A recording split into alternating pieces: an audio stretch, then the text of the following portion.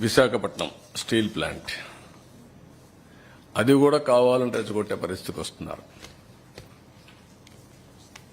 Okay, దాని గురించి నేను పెద్దగా మాట్లాడడం లేదు. రెచ్చగొడితే రెచ్చిపోయాడు కూడా ఎవరు లేరు ఇక్కడ. విశాఖపట్నం అనేది తెలుగుదేశం పార్టీకి, ఎన్డీఏ కూటమికి ఒక స్ట్రాంగ్ ఇది. ఆ ప్రాజెక్టు కూడా ఆ స్టేజ్కి రావడానికి వీళ్లు కారణం. ఎప్పుడు కూడా ప్రాజెక్టు మీద శ్రద్ధ పెట్టిన దాఖలాలు లేవు. ఇంత మునుపు కూడా నేనే కాపాడాను ఆ ప్రాజెక్ట్ని. వాజ్పేయి గారి పీరియడ్లో రీస్ట్రక్చరింగ్ చేసి అప్పుడు కూడా అడిషనల్ ఫండ్స్ అన్ని పంప్ చేశాం, అప్పుడు స్ట్రీమ్ లైన్ చేశాం. ఇప్పుడు కూడా నేను ఆలోచిస్తున్నాను. మళ్ళీ మొన్నే మాకు ఒక మీటింగ్ జరిగింది.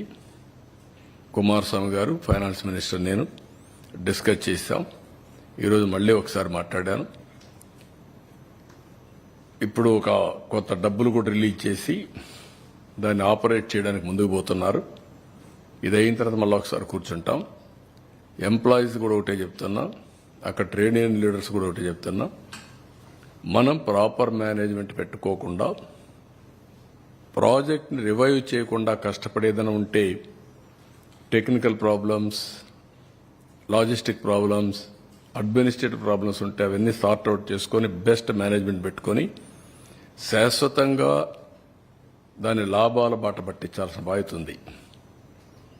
ప్రైవేట్ స్టీల్ ప్లాంట్స్ అన్ని బాగుండి one of the best steel plant ఆ పరిస్థితి రావడానికి కారణం అక్కడుండే మేనేజ్మెంట్ ఆలోచించుకోవాలి, అక్కడుండే స్టాఫ్ ఆలోచించుకోవాలి, అందరం ఆలోచించుకోవాలి. నేను కూడా దాని మీద శ్రద్ధ పెడతా. కానీ ఉండేవాళ్ళు కూడా గుర్తుపెట్టుకోవాల్సింది, మనం ఏదో చారిటీ కింద 1,000 కోట్ల రూపాయల నష్టం వస్తే ఎవరో ఒకరు బెయిల్అవుట్ చేస్తారనుకుంటే మాత్రం తాత్కాలికం. దానికంటే మనం కష్టపడదాం, మన తెలివితేటలు ఉపయోగిద్దాం, దాన్ని రివైవ్ చేద్దాం. పర్మనెంట్గా ఆంధ్రుల హక్కు, విశాఖ ఉక్కు అనే స్లోగన్ని నిజం చేయాలంటే మీలో కూడా మార్పు రావాలి. అందరం కలిసి పనిచేసి దాన్ని పటిష్టంగా ముందుకు తీసుకుపోయే బాధ్యత మనందరిపైన ఉంది. రాష్ట్రానికే ఒక పెద్ద ఫ్యాక్టరీ, రాష్ట్రానికే ఒక సెంటిమెంట్ ఇష్యూ అది.